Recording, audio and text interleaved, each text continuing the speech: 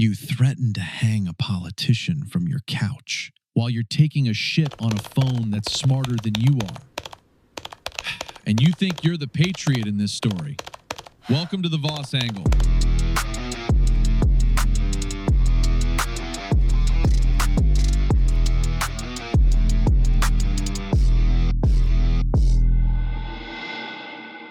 Hey, it's Mr. Voss. Masks on, brains on, let's go. So, I've been talking about this a lot lately, and I'm going to keep talking about it because apparently nobody else wants to say it out loud. We have a problem, a real, stupid, embarrassing American problem. Politicians, like actual elected officials, are quitting. They're not running again. They're walking away from their jobs. And it's not because of the hours. It's not because of the pay. It's not because their wife is tired of the commute.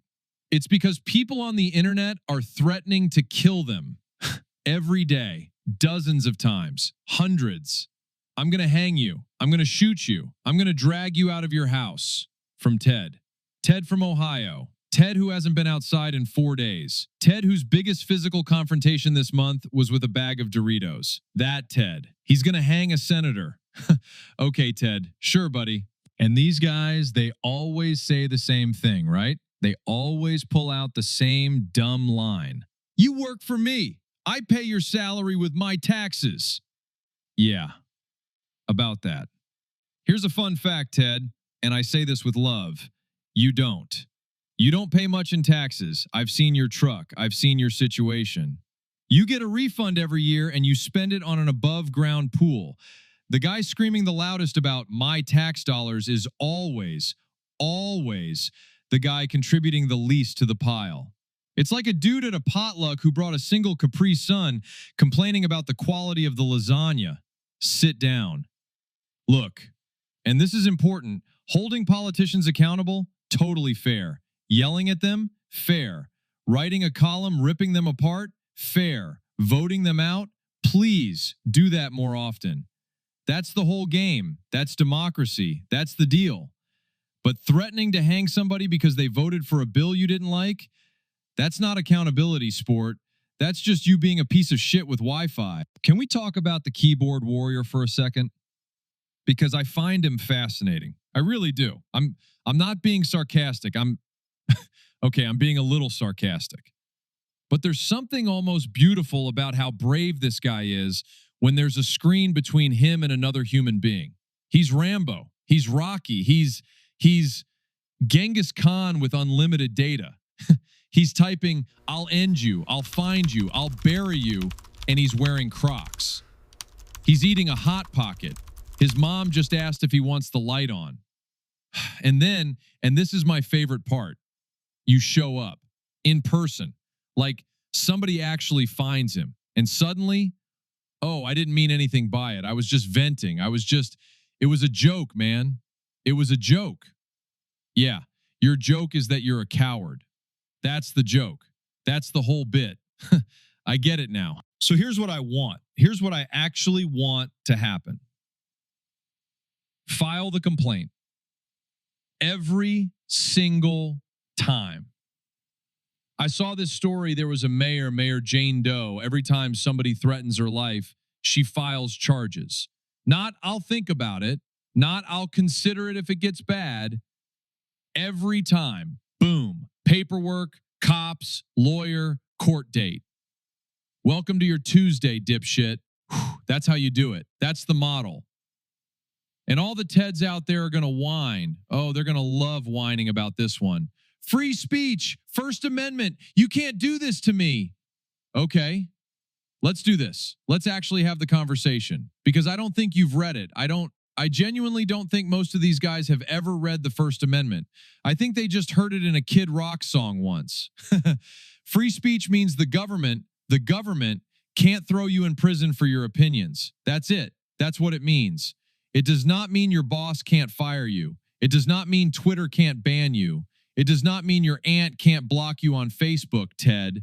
And it absolutely does not mean you can threaten to murder somebody and walk away whistling. You can say what you want in this country. Congratulations, you live somewhere that lets you do that. But saying what you want is not the same as being free from consequences. Those are two completely different things. And somehow we've got a whole generation of adults who never learn the difference. Now, I got to bring this up because it's real and it's ugly and we don't talk about it enough. The second the target is a woman, oh, these guys lose it. They completely come apart. It's not even political anymore. It's not about her vote or her policy or her speech. It's about her body. It's about what they want to do to her body. And it's always the same garbage, same three insults, same primitive cave drawing, me angry me type bad word energy. It's like their brain is a vending machine with 3 slots and all 3 of them are broken. These guys couldn't come up with an original insult if their Xbox subscription depended on it. They just reach for the same bovine, drooling, misogynistic sludge that their uncle used in 1987. Be better. Or at the very least, and I'm setting the bar on the floor here, be more interesting. Here's my honest advice. If I were a politician, and thank Christ I'm not, can you imagine me in Congress? I'd last 40 minutes. If I were a politician, I would delete my social media.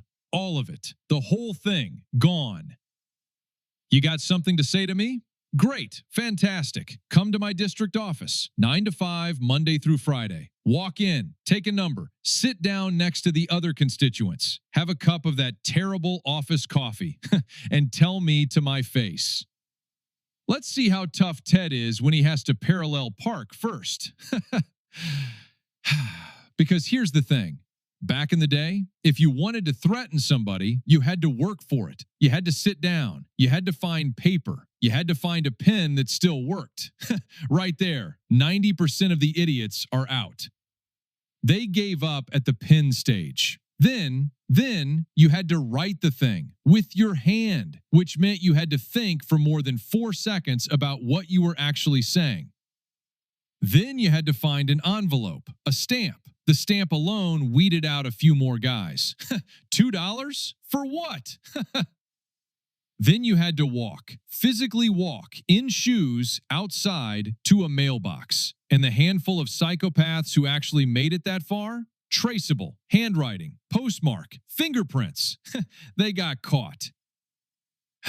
Now you threaten to strangle a United States senator from your phone while you're on the toilet. And your phone, I want to be clear, your phone is smarter than you. Your phone is contributing more to society than you are right now.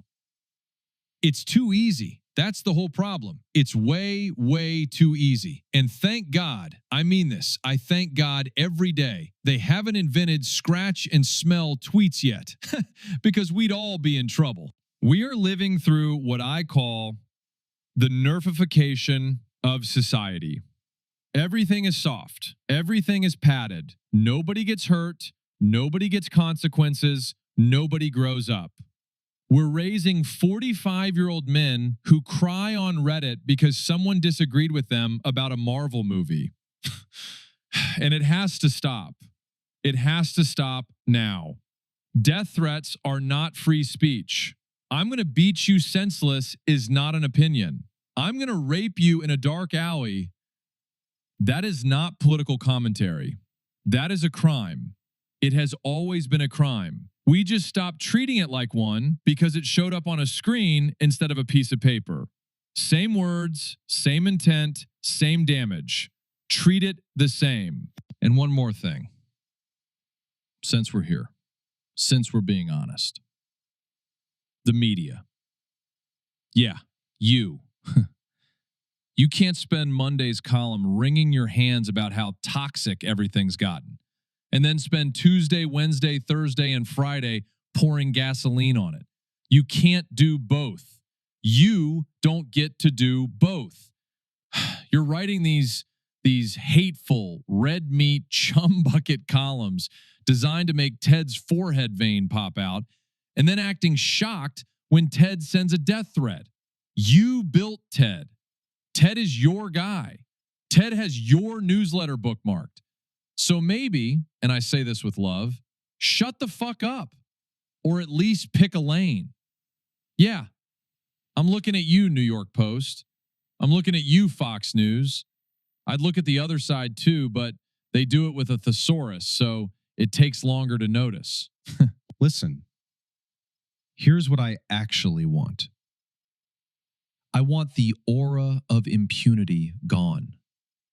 I want it shattered. I want the housefly-brained, hot pocket-breathed, Crocs-wearing threat machines of America to understand one simple thing. Words have consequences. They always did. You just forgot. File the charges every time. Press them. Prosecute them.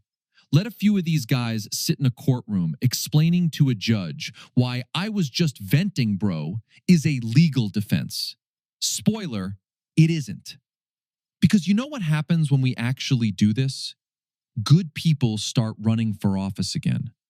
Real ones, smart ones, people who have something to offer. Right now, who wants the job? Who wants to get screamed at by Ted for ridicule money? Nobody. Nobody's sane. Clean up the threats, and maybe we get our country back. Piece by piece. Or we can keep letting Ted run the show from his bathroom. Your call. All right. That's the angle for today. If any of this landed, if you laughed, if you nodded, if you yelled at your steering wheel, do me 3 quick favors. 1, hit that subscribe button right there on YouTube, wherever you're watching. It's free, it takes a second, and it tells the algorithm that Honest Talk still has an audience. Ring the bell too while you're at it so you don't miss the next one. 2, if you're listening on Apple Podcasts or Spotify, follow the show. Leave a 5-star rating, write a review, even a 1-line review. Tell me I'm wrong. Tell me I'm right. I read them. It genuinely helps the show grow. 3, drop a comment below. Tell me where you land on this one. Should we be prosecuting every online death threat? Are the media part of the problem? Who's your Ted? I want to hear it. I read the comments. I actually do. And if you know somebody who needs to hear this, a friend, a family member, that one uncle at Thanksgiving, send them the link. Sharing is the single biggest thing you can do to help this show. Next week on the VOSS Angle, we're going to get into something juicy. I'm not going to spoil it.